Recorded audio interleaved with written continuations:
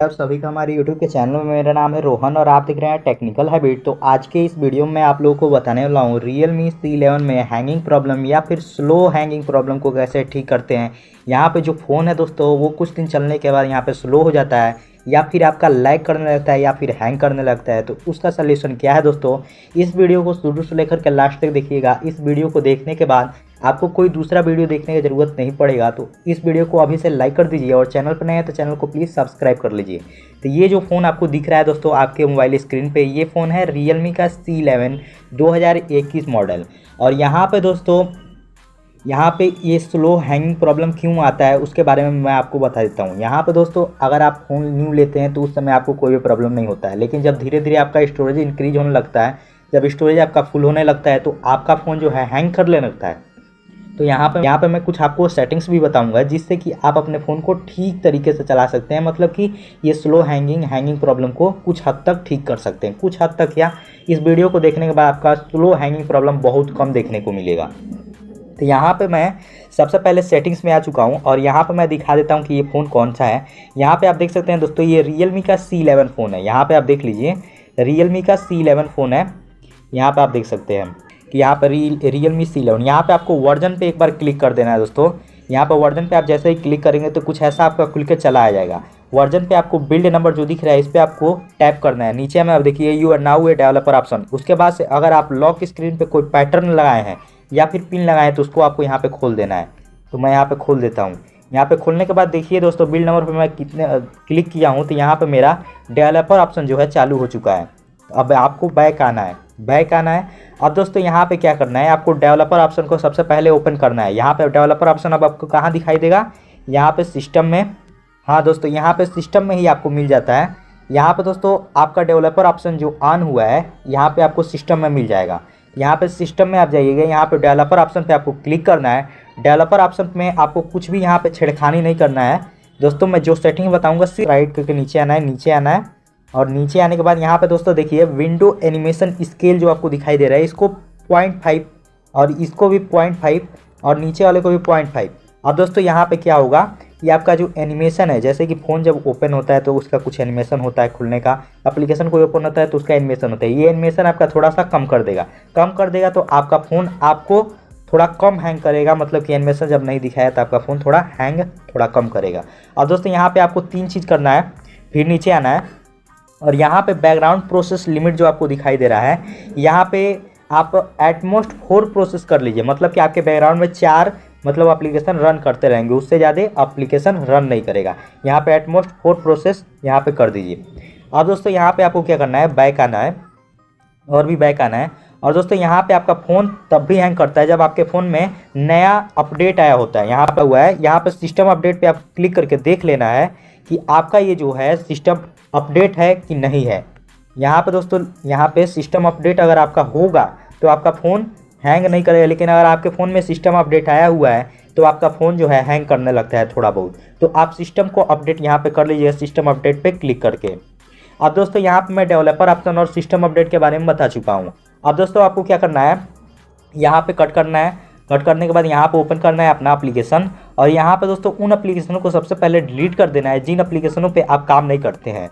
यहाँ पे दोस्तों यहाँ पे फ़ोन में ही कुछ एप्लीकेशन आपको मिल जाते हैं, जैसे गूगल वन नाम का, गूगल टीवी, गूगल मूवी, ऐसा कुछ एप्लीकेशन है दोस्तों इसमें प्री इंस्टॉल मिल जाते हैं। तो उन सभी को आप डिलीट कर सकते हैं। तो यहाँ पर मैं सारे एप्लीकेशन को डिलीट कर चुका हूँ। यहाँ पर आपको देखना है जो एप्लीकेशन आप यूज ज़्यादा करते हैं बस उन एप्लीकेशनों को आप रखिए, जिसका आप यूज ही नहीं करते हैं उसको आप डिलीट कर दीजिए। तो यहाँ पे मैं इतना बता चुका हूँ। अब दोस्तों आपको क्या करना है, फिर सेटिंग्स में जाना है और सेटिंग्स में जाने के बाद यहाँ पे आपको ढूंढना है ऐप एंड नोटिफिकेशन। यहाँ पे दोस्तों ऐप एंड नोटिफिकेशन पे आपको क्लिक करना है। ऐप नोटिफिकेशन पे जैसे ही आप क्लिक करेंगे तो थोड़ा सा टाइम लगेगा, फिर यहाँ पे ऐप एंड नोटिफिकेशन आ जाएगा। यहाँ पे CL पे आपको क्लिक करना है। CL पे जैसे ही आप क्लिक करेंगे तो दोस्तों यहाँ पे आपको आ जाना है क्रोम ब्राउजर में। यहाँ पे क्रोम ब्राउजर में आप आएंगे तो यहाँ पे स्टोरेज एंड कैच में आइए, क्लियर कैच कर देना है। सिर्फ क्लियर कैच कर देंगे तो आपका 250 MB बच जाएगा। मतलब कि 250 MB आपका स्टोरेज जो है कम हो चुका है। यहाँ पे जितने भी एप्लीकेशन है दोस्तों, जैसे ये क्रोम ब्राउजर में हो गया, यहाँ पे यूट्यूब में जाएंगे तो यूट्यूब में भी होगा। यहाँ पे यूट्यूब में स्टोरेज एंड कैच में जाइए, यहाँ पे कैच देखिए दोस्तों 384 MB का कैच है। मतलब कि 300 इधर 200 उधर, मतलब कि आधे GB का कैच इधर हो गया दोस्तों। मतलब 500 MB स्टोरेज आपका फ्री हो जाएगा क्लियर कैच करने पे। क्लियर कैच करने से कुछ नहीं होता दोस्तों, कुछ भी डिलीट नहीं होता है। यहाँ पे क्लियर कैच कर दिया, यहाँ पे मेरा 300 MB फ्री हो गया। और ऐसे ही आपको जो दोस्तों जिन एप्लीकेशन को आप ज़्यादा यूज करते हैं उन एप्लीकेशनों में कैच आ जाता है।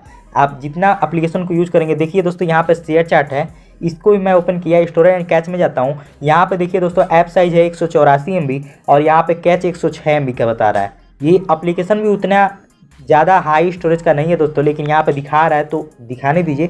यहाँ पे आप कैच देखिए 100 MB का कैच है इसमें, मतलब कि आप 100 MB इसमें कम कर सकते हैं। मतलब 100 MB अब मेरा कम हो गया क्लियर कैच करने से। यहाँ पे कुछ भी डिलीट नहीं होता है दोस्तों, कुछ भी डिलीट नहीं होगा दोस्तों, यहाँ पे कुछ भी डिलीट नहीं होता है। तो आप क्लियर कैच सारे एप्लीकेशनों का यहाँ पे कर लीजिएगा। यहाँ पे सारे एप्लीकेशन का क्लियर कैच कर लीजिएगा।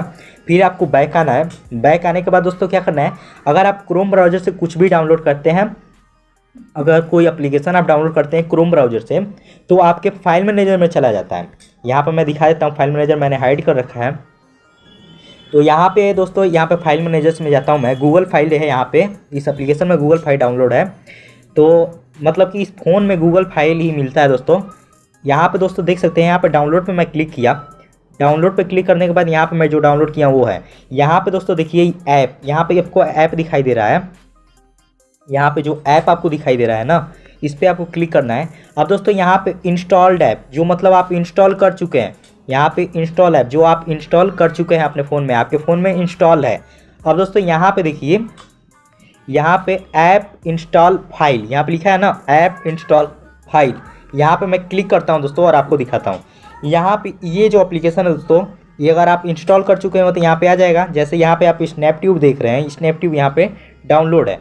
और यहाँ पे देखिए दोस्तों, यहाँ पे भी स्नैपट्यूब मेरा है। यहाँ पे भी आप देख सकते हैं, यहाँ पे भी स्नैपट्यूब है। मतलब मैं इसको इंस्टॉल कर लिया हूँ, तभी भी ये मेरे फाइल मैनेजर में है। तो इसको क्या करना है, इन सारों को मैं डिलीट कर देता हूँ। यहाँ पर सेलेक्ट आल में क्लिक किया, इन सारे को मैं डिलीट कर देता हूँ। यहाँ पे सेलेक्ट आल में किया, और ये जो साइज़ है दोस्तों, यहाँ पे देखिए, ये जो साइज़ है दोस्तों, ये देख लीजिए आप, पहले ऊपर में खुद ही देख लीजिए। 521 MB का साइज़ है, मतलब कि 550 MB का साइज़ यहाँ पे लिया हुआ है ये एप्लीकेशन, जो मैं यूज नहीं कर रहा हूँ। यहाँ पे मैं इसको इंस्टॉल किया होता तो समझ में आता, तभी भी यहाँ से मेरे को डिलीट करना पड़ा फाइल मैनेजर से। ये फाइल मैनेजर में आपका 521 MB का स्टोरेज लिया हुआ है। तो इसको क्या करना है, आपको डिलीट कर देना है। तो मैं यहाँ पे डिलीट पे क्लिक किया और यहाँ पे मैं डिलीट कर दिया। ये सारा जो एप्लीकेशन है दोस्तों यहाँ पे डिलीट हो चुका है, क्योंकि इन एप्लीकेशनों को मुझे यूज नहीं करना था, सिर्फ फाइल मैनेजर में ये रखा हुआ था। अब दोस्तों आपको क्या करना है, यहाँ पे आपको